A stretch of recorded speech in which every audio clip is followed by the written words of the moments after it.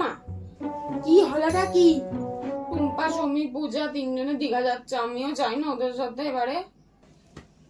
কি কথাবার্তা? মেয়ে মানুষ বন্ধুদের সাথে বাইরে রাত কাটাবে? না না, ওসব মানে অলক্ষণে কথাবার্তা কি আছে?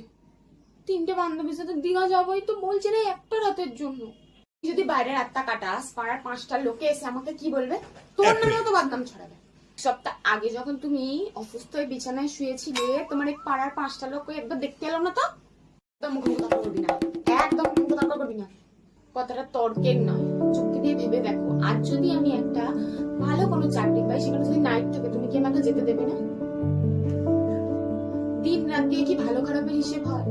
এখন যুগ অনেক এগিয়ে গেছে। যে খারাপ কাজটা রাতে হয়, সেই খারাপ কাজটা দিনেও হয়। দিনে বেরোলে যদি মেয়েটা খারাপ না হয়, তাহলে রাতে বেরোলে মেয়েটা কি করে খারাপ হবে?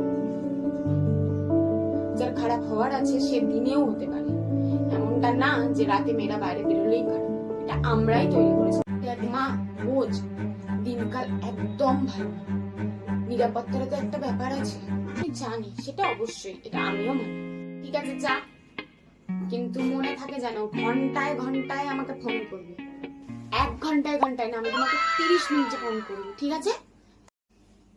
শোনা আমার।